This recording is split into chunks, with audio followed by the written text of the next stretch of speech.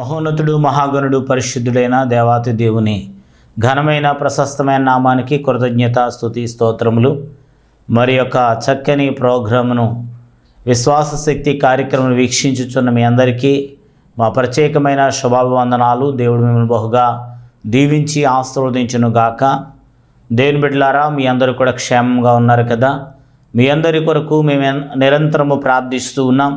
మీ అందరూ కూడా ప్రభు సన్నిధిలో మరింతగా వాక్యపు లోతుల్లోనికి మీరు బలపడి స్థిరపడి వర్ధిల్లాలని ప్రభు పేరట మీకు మనవి చేస్తున్నాను. దేవుని యొక్క వాక్యములో వేరుపారిన వారై బలపరచబడి ఫలించేవారుగా ఉండాలని మేము నిరంతరం మీ కొరకు భారంతో ప్రార్థించుచూ ఉన్నాం. కనుక దేవుని బిడ్డలారా, దేవుని యొక్క మహాకృపను బట్టి గతించిన వారంలో చక్కని యొక్క అంశాన్ని మనం ప్రారంభించాం. యేసు క్రీస్తు ప్రభువారిలో ఉండిన అద్భుతమైన లక్షణం పాపులలో చేరక ప్రత్యేకముగా ఉన్నవాడు.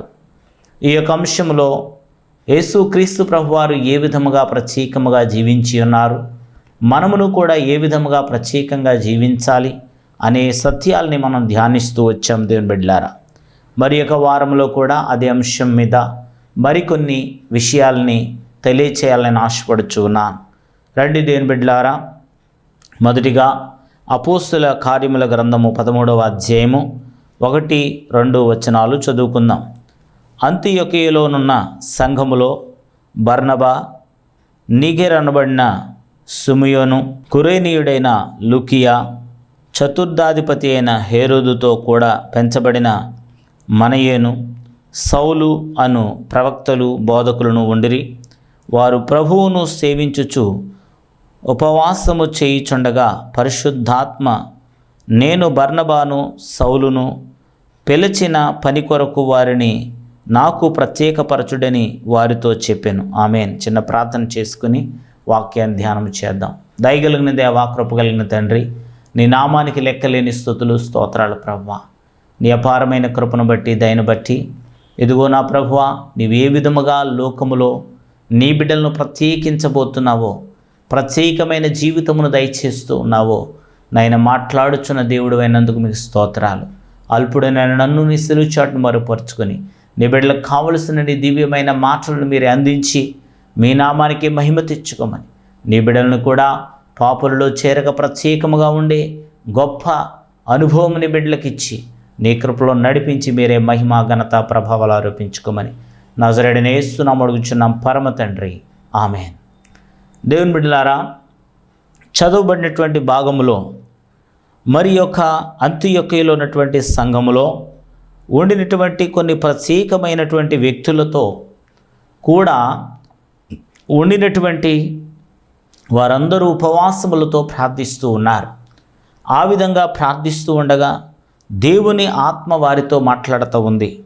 బర్నబాను మరి ఈ విధముగా ఏర్పాటు చేయబడిన మరి సౌలును, అనగా మరి పౌలుగా మార్చబడిన సౌలు, ఆయనను కూడా మీరు దేవుని పని కొరకు ప్రత్యేకించుడి అనేటువంటి మాటను మనం ఇక్కడ చూస్తూ ఉన్నాం. దేవుని బిడ్డలారా, దేవుని యొక్క బిడ్డలమైన మనమందరము కూడా దేవుని కొరకు, దేవుని పని కొరకు ప్రత్యేకించబడిన వారమై ఉండాలని ప్రభువు కోరుకుంటూ ఉన్నాడు.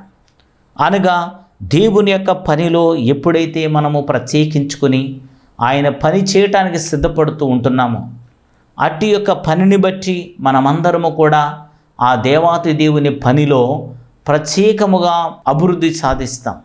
ఆ పనిని చక్కగా కొనసాగించగలుగుతాం.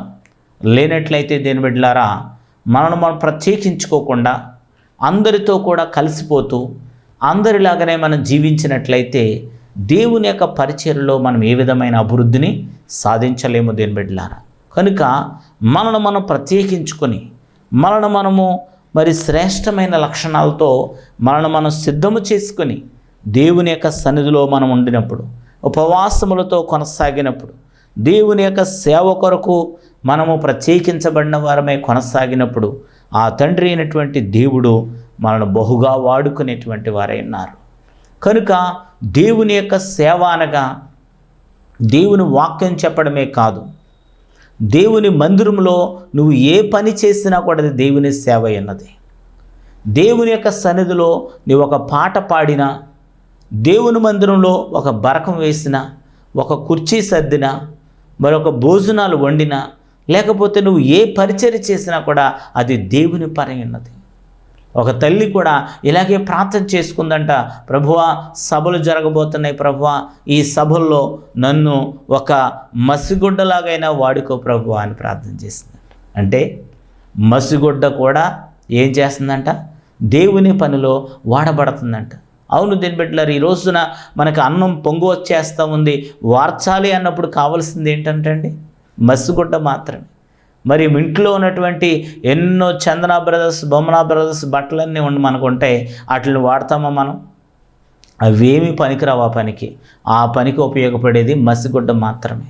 ఆ మసిగుడ్డ ఎక్కడ కొందామన్నా దొరకదు, కానీ అది ప్రత్యేకమైనదిగా ఉంది కనుక ఆ మసిగుడ్డ కూడా వాడబడుతుంది అక్కడ. అలాగే మనం కూడా మరి ఏదో ఒక విధంగా మనం దేవుని పనిలో వాడబడాలి అని ఒక తృష్ణ మనలో ఉంటే, ఒక ఆలోచన, ఒక బలమైన మరి ఒక నిర్ణయం మనలో ఉంటే తప్పకుండా మనము దేవుని పనిలో వాడబడతామండి. అలా దేవుని పనిలో మనం వాడబడినప్పుడే ఆ దేవుడు ప్రత్యేకించబడినటువంటి సేవ చేసే వారిని దేవుడు వాడుకుంటాడు.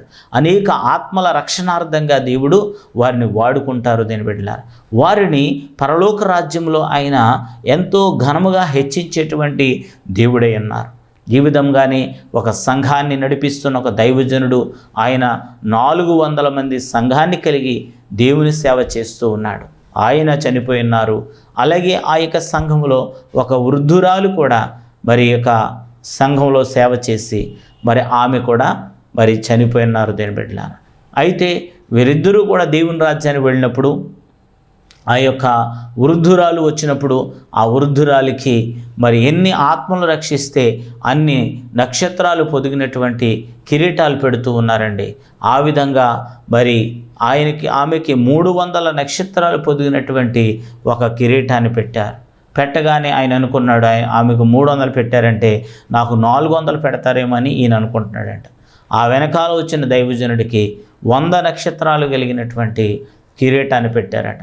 అది చూసినప్పుడు ఆయన ఆశ్చర్యపోయాడంట. అదేంటయ్యా, నేను 400 మంది సంఘాన్ని కలిగి ఉంటే ఆ ముసలాడికేమో 300 పెట్టారు, నాకైతే 100 పెట్టారేటి అని అడిగితే ఆయన చెప్పారట, నీవు వాక్యము ద్వారాగా 100 మంది రక్షించబడ్డారు, కానీ ఆమె తన గుడిసెలో ఉండి ప్రార్థన కన్నీటితో ప్రార్థించింది.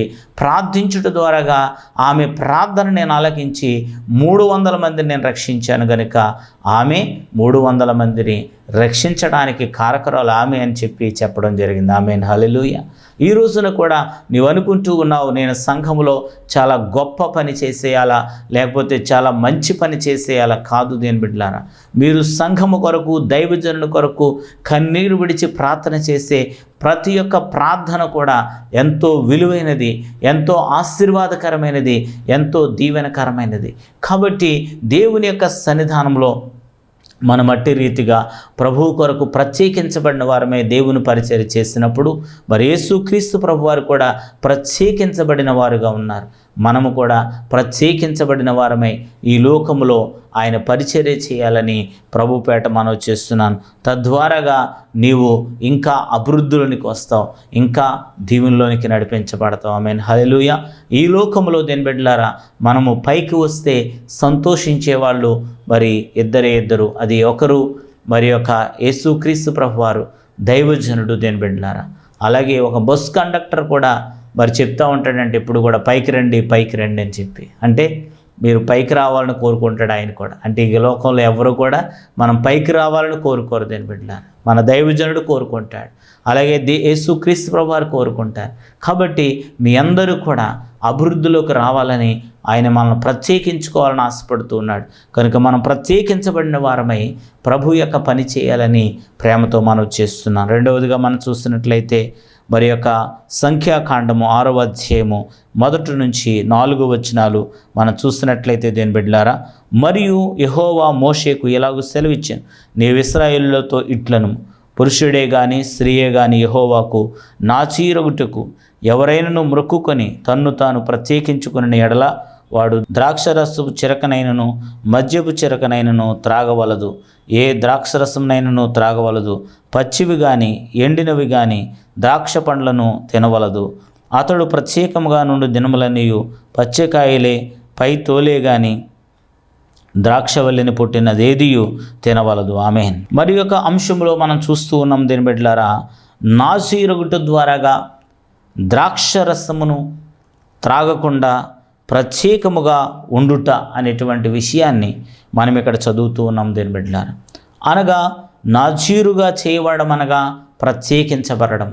ప్రత్యేకించబడినటువంటి యేసుక్రీస్తు ప్రభువారు కూడా ఈ లోకంలో నాజీరుగా ఉండుటకు సిద్ధపాటు కలిగి ఈ లోకానికి వచ్చినటువంటి వారై ఉన్నారు గనుక పాపులు చేసేటువంటి పానీయములలో కానీ లోక సంబంధమైనటువంటి క్రియలలో కానీ ఆయన ఏమాత్రము కూడా ఆయన పాలు పంపులు లేకుండా ఆయన ఉండడం జరిగింది కనుక లోక సంబంధమైనటువంటి మత్తు పానీయాలు అనబడినటువంటివి ఏది కూడా తీసుకొనకూడదని మరి ఆ నాజీరు చేయబడిన వారికి మరి చెప్పబడింది ఏదైనా. ఈ రోజున మనం ఎప్పుడైతే బాప్తిసం పొందామో, ఎప్పుడైతే రక్షణ పొందామో అప్పుడే మనము నాజీరులుగా మార్చబడ్డాం.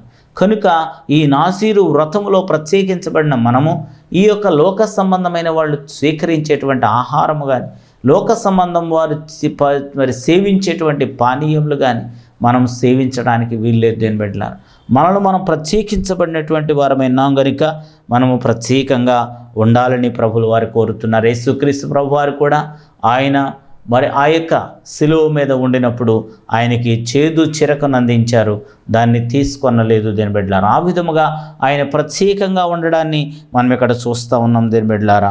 నాజీరు చేయబడినటువంటి మనమును కూడా ఈ లోక సంబంధమైనటువంటి వేటిని కూడా మనం సేవించడానికి మనకు అవకాశం లేదు.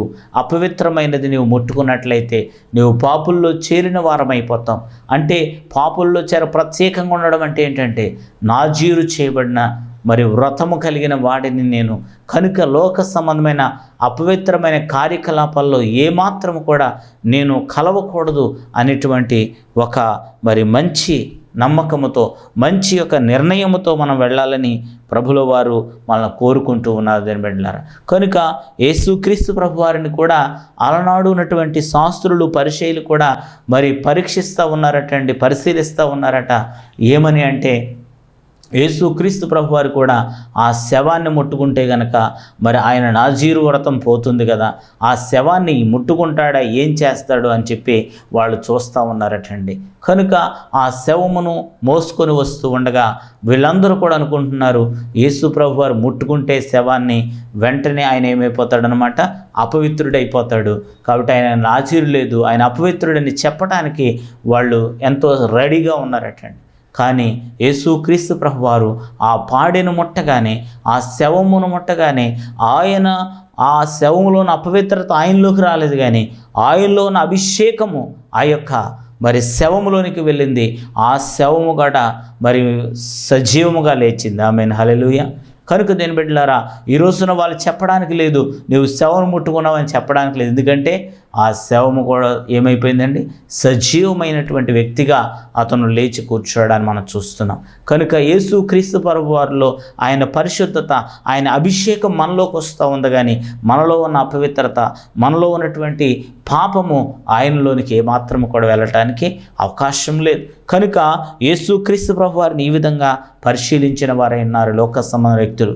ఆయనను కూడా ఈ రోజుల్లో కూడా యేసుక్రీస్తు ప్రభు వారిలాగే అందరినీ కూడా ప్రభువు బాగు చేయాలనుకుంటున్నాడు. చనిపోయిన వారు సైతం లేపాలనుకుంటున్నాడు. ఒక పాస్టర్ గారు కూడా అనుకున్నాడట, ఈస్టర్ పండుగలు అందరూ సమాధులకి దండలు వేయడానికి వెళుతూ ఉన్నప్పుడు అందరూ కూడా అక్కడికి వెళ్ళి బోరుని ఏడుస్తున్నప్పుడు నేను ఒక అద్భుతం చేయాలనుకున్నాడట. అంటే ఆ చనిపోయిన వ్యక్తుల్ని నేను లేపగలిగితే మరి దేవుని మహిమ కలుగుతుంది, దేవుని నామానికి మహిమ కలుగుతుందని చూస్తారట. అయితే ఆయన ఊహించుకుంటున్నాడంటే ఒకవేళ చనిపోయినట్టు ఒక అత్తగారిని లేపితే తన కోళ్ళు ఏమంటుంది అని చెప్పి ఆలోచన చేస్తే, ఆ యొక్క పరిస్థితిని అతను ఆలోచన చేస్తే అంటుందంట ఆ కోళ్ళు, అయ్యో పాస్టర్ గారు, మా అత్తగారు ఎప్పుడు చనిపోద్దని చూస్తానండి, నేను ఆమె చనిపోయినటువంటి ఆవిడ్ని ఎందుకు లేపారండి అని అంటాదేమో అని భయపడ్డారట. చూసారా దీని బిడ్డల, ఈ రోజున చనిపోయిన వారు బ్రతకాలని ఎవరు కోరుకోవట్లేదండి. చనిపోయిన వారు అలాగే ఉండిపోవాలని, లేకపోతే వాళ్ళు ఎప్పుడు చనిపోతారని చూసేవారు ఎక్కువగా కనపడతా ఉన్నారు. కనుకనే దేవుడు కూడా ఈ రోజుల్లో చనిపోయిన వారిని కూడా లేపడానికి మరి పరిస్థితులు అనుకూలంగా లేవు దేని బిడ్డలారా. ఒక కుమారుడిని కూడా అడిగితే తన తండ్రిని లేపితే ఆ తండ్రిని బట్టి కుమారుడు అంటే అయ్యో పాస్టర్ గారు ఈయన్ని మరి ఎందుకు లేపారు, అతను చనిపోతూ వచ్చిన డబ్బుతోటే ఇన్సూరెన్సులతోటే నేను ఈ బిల్డింగ్లన్నీ కట్టాను అని చెప్తారట. అంటే దేని బిడ్డలారా, ఈ రోజున మరి మానవాళి యొక్క మనస్సు ఏ విధంగా ఉండిపోయిందంటే దేని బిడ్డ, ఒక మనిషిని ప్రేమించడం కంటే, ఒక మనిషిని మరి కాపాడడం కంటే, ఒక మనిషిని మరి బ్రతికించడం కంటే కూడా వాళ్ళు ఎప్పుడు చనిపోతారో ఎదురు చూసేటువంటి లోకముగా మనం ఉంది. మన కుటుంబం మనల్ని ప్రేమిస్తాం అనుకుంటున్నాం దేని బిడ్డలారా, కానీ వారు మనల్ని ప్రేమించడం కంటే కూడా వారు లోక సంబంధమైన ఆలోచనతో వారు ఎక్కువగా జీవిస్తున్నట్టుగా మనం చూస్తున్నాం దేని బిడ్డలారా. ఈ విధముగా నాజీరు చేయబడి దేవుని కొరకు ప్రత్యేకించబడి దేవుని కొరకు ఎదురు చూసే వారిని ఆయన ఏ పరిస్థితులైనా సరే వాడుకుంటాడండి, ఏ పరిస్థితులను దీవిస్తారండి దేని బిడ్డలారా. మరి యొక్క సమయంలో దేవజనుడు ఒక సభలో ప్రకటిస్తూ ఉన్నాడట, మరి అయ్యా మీరు దేవుని పని కొరకు ధైర్యంగా నిలబడితే, రోషం కలిగి నిలబడితే, మిమ్మల్ని మీరు ప్రత్యేకించుకోగలిగితే దేవుడు మిమ్మల్ని వాడుకుంటాడు అని ఒక మైక్ శబ్దం ద్వారాగా తెలియచేస్తున్నప్పుడు, ఒక 3 ఏళ్ల వయసులో తల్లిని తండ్రిని కోల్పోయినటువంటి ఒక చిన్న బాలుడు దేని బిడ్డలారా ఒక మెకానిక్ షెడ్లో మరి ఒళ్ళంతా గ్రీజుతో మురికి బట్టలతో ఒక మెకానిక్ షెడ్లో మరి పని చేస్తూ ఆ మాటలు వింటా ఉన్నాడట. ఆ మాటలు ఏంటి అని అలా చూసినప్పుడు ఆ మాటలు చెప్తున్న ఆ స్వరాన్ని విన్నాడట. అయ్యా మీరు దేవుని కొరకు నిలబడగలిగితే, ప్రత్యేకించుకోగలిగితే ఆయన మిమ్మల్ని వాడుకుంటాడని. అప్పుడు వెంటనే ఆ కన్నీటితో ఆ మురికి బట్టలతోటే, ప్రభువా నేను లోబడతాను, నన్ను నేను ప్రత్యేకించుకుంటాను, నన్ను వాడుకోండి ప్రభువా అని చెప్పి ఆ చిన్న బాలుడు దేవుని యొక్క సన్నిధిలో ఒక తీర్మానం తీసుకున్నాడట. ఆ విధంగా ఉండినటువంటి 3 ఏళ్ల వయసులో తల్లిదండ్రులు కోల్పోయిన అనాథ బాలుడు ఉన్నటువంటి ఆ వ్యక్తి పెద్దవాడై దేవుని యొక్క పరిచర్యలో నిలబెట్టబడి 3 ఖండాల్లో దేవుని సేవ చేసి ఉన్నారట. ఆయనే డిఎల్ మోడీ గారు దేని బిడ్డలారా. ఈ రోజున ఆయనని వాడుకున్నటువంటి దేవుడు, ఆయన ద్వారా అనేక ఆత్మలు రక్షించిన దేవుడు. నీవు ప్రత్యేకించుకోగలిగితే, నీవు ప్రత్యేకమైన జీవితాన్ని కలిగితే నిన్ను నీ బిడ్డల్ని దేవుడు వాడుకుంటాడు, అనేక ఆత్మలను రక్షించే సాధనంగా నిలబెడతాడు దేని బిడ్డలారా. నాజీరు చేయబడిన లక్షణం మనలో ఉండాలి, ప్రత్యేకించబడిన లక్షణం మనలో ఉండాలి. దేవునికి ఇష్టపూర్వకమైనటువంటి మంచి జీవితాన్ని మనం జీవిస్తే దేని బిడ్డలారా నిశ్చయముగా దేవుడు మనం వాడుకుంటారని ప్రభు పేరట మీకు మనవి చేస్తూ ఉన్నానండి. చివరిగా చూసినట్లయితే దానియేలు గ్రంథము 1వ అధ్యాయము 8వ వచనం మనం చూసినట్లయితే అక్కడ ఉన్నటువంటి వ్యక్తులు ఏ విధంగా మరి ప్రత్యేకించుకున్నారో చూద్దాం దేని బిడ్డలారా. రాజు భుజించు భోజనమును పానమును చేయు ద్రాక్షరసమును పుచ్చుకొని తన్ను అపవిత్రపరుచుకొనకూడదని దానియేలు ఉద్దేశించి తాను అపవిత్రుడు కాకుండానట్లు వాటిని పుచ్చుకొనకుండా సెలవిమ్మని నపుంసకుల అధిపతిని వేడుకొనగా. ఆమేన్. మనకి భాగం తెలుసు దేని బిడ్డలారా. మరి యొక్క బబులోను సామ్రాజ్యమునకు చెరపట్టబడి తీసుకొని వెళ్ళినటువంటి యవనస్తులైనటువంటి జ్ఞానులైనటువంటి వ్యక్తులుగా ఈ యొక్క దానియేలు, షడ్రక్, మేషక్, అబేద్నెగో అనబడిన 4 స్నేహితులు, వారు ఆల్రెడీ ఇశ్రాయేల్ దేశంలో కూడా స్నేహితులుగా ఉన్నారు. అదే ఫ్రెండ్షిప్లు వాళ్ళు కొనసాగిస్తూ ఆ బబులోను దేశంలో కూడా నెబుకద్నెజరు యొక్క పరిపాలన విధానంలో వారు జీవిస్తూ ఉన్నటువంటి కాలంలో వారు ఒక ట్రైనింగ్ పంపించబడ్డారు. అక్కడ ఒక ట్రైనింగ్ ఇవ్వబడుతూ ఉంది. ఆ ట్రైనింగ్ సమయంలో వారికి రాజుగారు ఏదైతే ద్రాక్షరసం పానం చేస్తారు, రాజుగారు ఏదైతే ఆహారం తింటారు, రాజుగారు ఏదైతే మాంసాహారం కానీ ఏదైతే తింటారో అవన్నీ పెట్టమని రాజుగారు చెప్పారట. అయితే ఆ విధంగా అవన్నీ తీసుకొచ్చినప్పుడు దానియేలు అనుకున్నాడట, అయ్యో ఇవి అపవిత్రమైన పదార్థాలు, ఇవన్నీ తిని నన్ను నేను అపవిత్రపరచుకొనకూడదు. అనగా ప్రత్యేకించబడిన విధానం ఇక్కడ మనం చూస్తూ ఉన్నాం. ప్రత్యేకించబడిన వ్యక్తుల యొక్క మనస్సు ఈ విధంగా ఉంటుంది దేని బిడ్డలారా. నీవు కూడా అన్ని జనుల మధ్యలో జీవిస్తూ ఉన్నావు. అన్ని జనులు రకరకాల బలులకు, రకరకాల విగ్రహాలకు అర్పించినటువంటి అర్పణములను మనకు ఆహారముగా ఇచ్చినప్పుడు, నీవు ప్రత్యేకించబడిన జీవితాన్ని కలిగి ఉన్నప్పుడు వాటి జోలికి వెళ్ళకూడదని దానియేలు మనకు ప్రకటిస్తూ ఉన్నాడు. తనను తాను అపవిత్రపరచుకొనకుండా దానికి దూరంగా జీవించాడు దేని బిడ్డలారా. మనము కూడా మన సమాజంలో కూడా రకరకాలైన అపవిత్ర పదార్థాలు వస్తున్నాయి. మీరు ఎక్కడికైనా ఒక ఫంక్షన్కి వెళ్ళినప్పుడు, ఒక పార్టీకి వెళ్ళినప్పుడు, లేకపోతే ఎక్కడికైనా వెళ్ళినప్పుడు అక్కడ కూడా రకరకాల అపవిత్రమైన పదార్థాలు కనపడినప్పుడు మనము ఏమాత్రము కూడా వాటిని సేవించడానికి వీల్లేదు. వాటిని మరి రిజెక్ట్ చేయాల్సినటువంటి పరిస్థితి మీకున్నదని ప్రభువు పేరట మనం చేస్తున్నాం. ఆ విధంగా వారిని వారు ప్రత్యేకించుకున్న వారై అపవిత్రం పరచుకొనకుండా ఉండినప్పుడు ఆ యొక్క అధిపతి కూడా చెప్పారు, నేను కొద్ది కాలం చూస్తాను, 10 రోజులు చూస్తాను, మీరు ముఖాలు తేటగా ఉంటే పర్వాలేదు, మీ ముఖాలు కనుక నీరసిల్లిపోతే కనుక నేను చేయనని చెప్పారంటండి. ఆ విధంగా 10 రోజులు శాకాహారం మాత్రమే వారు తీసుకున్నారు.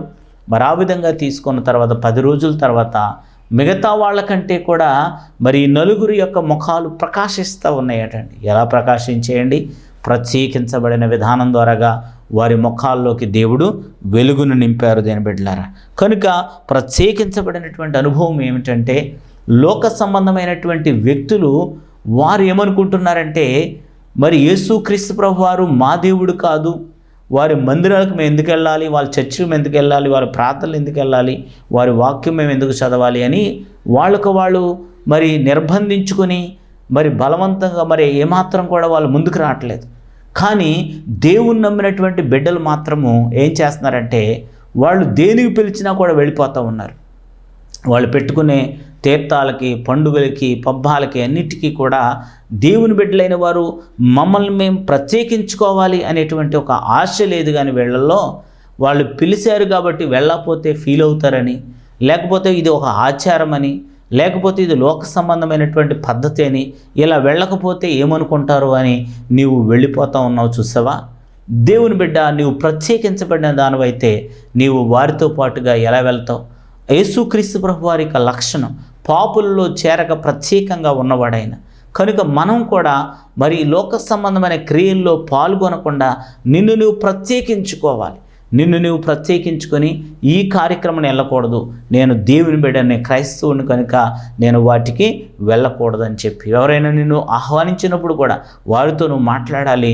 అయ్యా, నేను అలాంటి వాటికి రావటానికి నాకు అవకాశం లేదని చెప్పినప్పుడు నిశ్చయముగా మనము ప్రత్యేకించబడిన వారం అంటాం.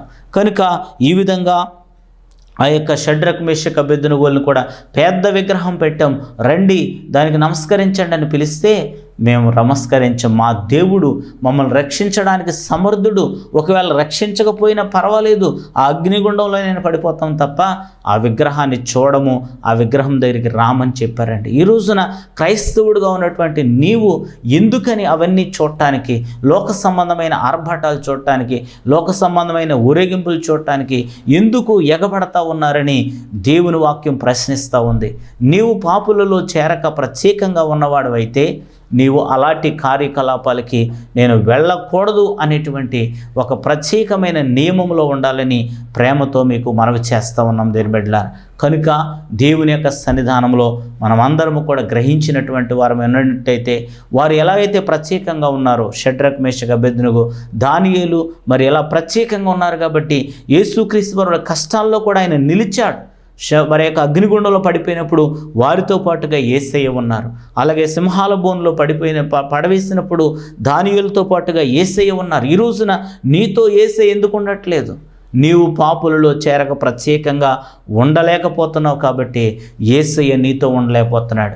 నీవు కష్టాల్లో, నీ శ్రమల్లో, నీ బాధల్లో యేసయ్య నీతో ఉండాలంటే నీవు నిశ్చయముగా లోక సంబంధమైన క్రియలకు నువ్వు ప్రత్యేకించుకొని ఉండాల్సినటువంటి బాధ్యత ఉన్నదని దైవజనుడిగా మీ అందరికీ తెలియచేస్తున్నాను. కనుక దేని బిడ్డలారా, దేవుని సన్నిధిలో ఆ విధంగా వారు ప్రత్యేకంగా ఉండడం వలన ఆ రాజ్యములో, ఆ సంస్థానంలో వారిని ఒక గొప్ప వ్యక్తులుగా వారిని ఏర్పాటు చేయడం మనం చూస్తూ ఉన్నాం. దీని బిడ్డలారా, వారిని ప్రధానులుగా వారిని ఏర్పాటు చేయడం జరిగింది.